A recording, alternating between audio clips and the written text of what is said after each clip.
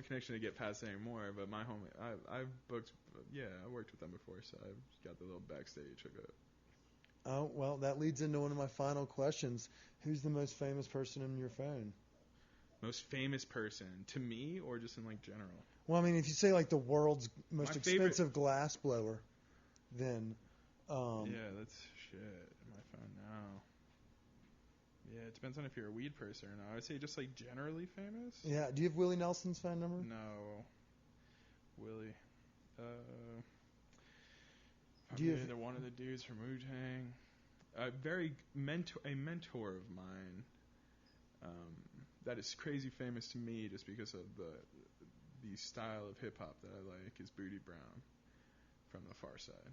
Okay. That's like who I would say like sure there's people on my phone that I've tried to give money before, that I have to book for a show or to book for an after party or something like that. What's the coolest show you've ever done? Like you're like, man, that one we knocked out of the water.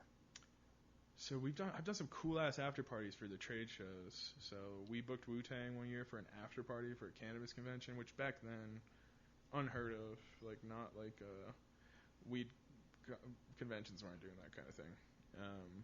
Dell, the Funky Homo Sapien, great performer. Farside, we booked That's what's some cool up. hip hop acts. I like a very specific niche type of hip hop. Is that how you say that? Niche? Is it not niche? It's niche. Okay, it can be any of them. I don't know because I was about to get worried there. No, I got self worried just after you said it. So well, it might be I don't niche. know. I don't know. It's niche if you're sophisticated. I'm not. Niche if you're just a normal guy. You're just a normal dude. Okay, that makes more sense. Because every time I say it, I'm like, I didn't say that right, and I usually say it in a different fashion every time. So that makes me wonder. So thank you. I think I could be wrong though. So okay. Well, let's fact check. We got Google. All right. So here's our last question of the night. We ask all of our guests this. This episode ran about 1:20, but we'll have to trim some fat out. Yeah. So it'll end about an hour, and it's about the right time. This question goes pretty hard, though, especially for a dabber such as yourself. Ooh. It's called The Last Supper. You get to have 3 people join you, dead or alive, but they can't be friends or family, like people you've met or anything along those lines.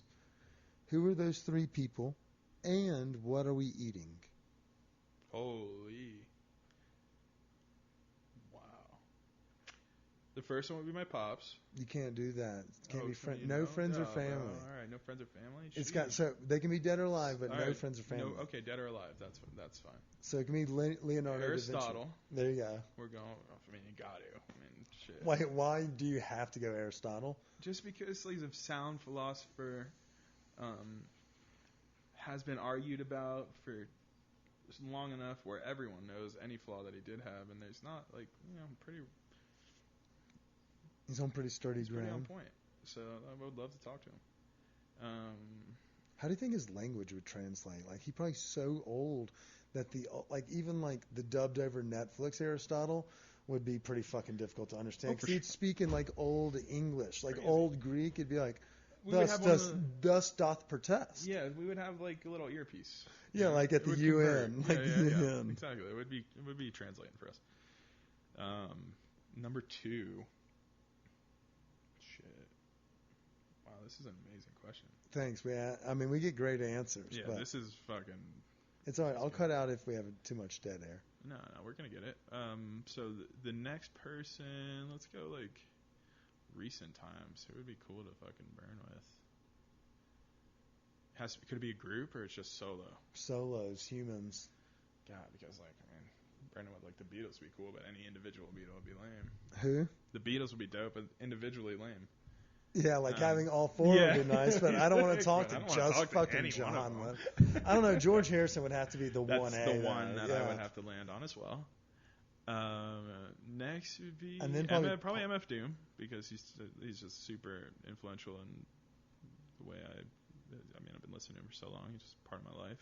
How old is he? Is he alive? He's dead. He just recently died in the last year. Oh, I think he actually died in October, and he was announced in May or something. In May? Yeah. What? Why didn't they do the DMX rollout for him? Because he was a super private guy. Like Doom's whole thing was like he wore a mask. He was like it wasn't like. I don't know who this guy is. Yeah, we're gonna look. We're gonna get you on before I split. And then the third one would have to be some sort of political figure. Not because I like them, but just because they have so much crazy info in their head. Look like JFK? Are you talking? Yeah, like you want like with JFK. Barry O. Barry O. And Barry O can tip it. He's like, you're dying. I can tell you. Yeah, I mean. Would you want someone that has like more vast technology of like current affairs or things that went? You know what? I mean, ooh. Maybe like Teddy Roosevelt, a true Teddy. Maybe Teddy. I mean, I don't know. The guy, like, if he actually did half of the things that people think he did, like, they're like, he skinned a bear and wore it out naked with his dick that hangs down to his knees. Yeah. He's like Bill Brasky in some instances, it feels like. I feel like just because I have two people that I like and respect so much, I would have to bring one person that maybe is just like the antagonist? The antagonist. Hitler? Are you about to say Hitler? No, I'm going to go with Kissinger, I think. That's fair. Just to, like, really throw off the vibe. So there's like, a lot of... He was under Reagan. He was up until, like, just recently, like, 96. I mean, as far as I'm concerned, he probably was still a rule in the world. I mean, who knows? I mean, yeah, I guess. But at the same time, I don't know. That's another guy. I wouldn't know if he was dead or alive. Yeah. Oh, he's still around. That's such an interesting third. The heel that you picked for your table was the former chief of staff and secretary of state for the United States that just, like, I guess went to Vietnam and then bombed a bunch of countries elsewhere. Oh, God, the things that man has been a part of. Jesus Christ. Damn near rival Monsanto. Oh, man. All right, and then what are we eating? For those at home, what's the go-to dish? Well, we're going to do cyanide for kissing. A slow, but whatever it was from that Joffrey got in Game of Thrones. Oh, yeah, exactly. We're just kidding. We're just just kidding. The food. Wow. I'm going to probably go... Keep it, like, super simple. We'll keep it, like fried chicken? Fried chicken? That might be... I might do fried chicken. Yeah. Just so Aristotle could taste it. You know? That's a good call. Like that's some, very nice of you to consider. Some unconventional food for a Greek man. You know? Especially for someone that enjoys Greek food such as yourself. Yeah, exactly. I love Greek food. But let's give him some fried foods. Let's get, like, a southern... Do you think his family's sitting on a sick hummus recipe? That OG hummus. I mean, that could be like first gen. First gen stone ground. Pistol, mortar, and yeah. like those try-hard marijuana users, the people that do solar bowls, things or maybe like just that. Do like a super traditional Greek meal, just so he's like, yeah, this is completely wrong. Be like, you'll fuck this up. Well, if you're going to do traditional Greek, I recommend gyros right here on Colfax across from the Ogden. He'll really get caught off guard on that. They throw French fries in there and a tomato slice. What are these starchy things?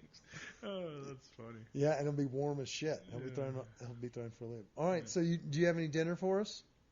Dinner? Yeah, what are you going to tell us what's for dinner? You just going to take fried chicken? Or just, oh, shit. You got to give us a meal here. Some collards in there. Was there a food that, like, Orlando's such like everyone thinks Disney. Is it actually a culinarily rich community as well? So, I would say if you really know how to get, like, deep into the local scene, you can find very good food in Orlando.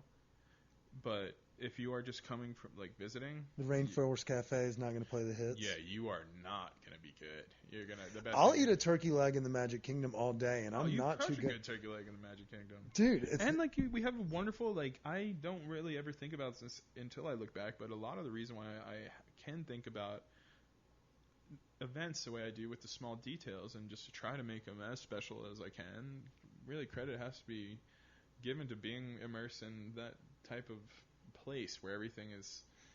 Get to know, like, the locals. As witty, like we've had previous guests say that, like, get involved in the culture and the community, and you'll have your eyes open to a lot of dang food. Yeah, exactly. That's what we've done here on this podcast. we just kind of kept digging, and we keep finding just little gems all over town. But it's thanks to our listeners and our followers that are putting us on stuff. So if y'all have a hummus that Woolf has to go try, put me on. Please tag him in the post that was promoting this episode. On to the hummus. Stephen, we do appreciate you coming to talk about all things just cannabis life, from your journeys with the Grateful Dead as a wee little infant all the way to running a cannabis empire here in Colorado. We appreciate you telling us the journey. So, I appreciate you for having me on. Hey, before we go, will you give everyone a quick reminder how, if they wanted to use your team or book your resources, pick your brain about using a specific chef, how does someone find you? Yeah, my Instagram you can find at It's Groovy Gravy, just spelled out ITSGROVY GRAVY, and then the website's the same, www.itsgroovygravy.com. And you can book through there, or just gives you contact info? So we have a wait list for everything. So just basically you can sign up for the list, and when anything is available, we shoot you basically a little newsletter. Okay, nice. Okay, so and an invitation. It's very personal, y'all. They've got you covered. If you're looking for any sort of, if you want a fine dining event, if you want a cannabis pairing, just to, learn a little bit more about the industry, or, fucking fully immerse yourself in the product, he's got you covered from stems all the way to sales. So give him a shout. And, Stephen, I appreciate you coming in the studio today and getting me way too high to do ad reads. Yeah. I know our sponsors are real fire. Yeah, thank you for having me again, dude. Yeah, dude. Until next week, we say stay hungry, stay high. Cheers.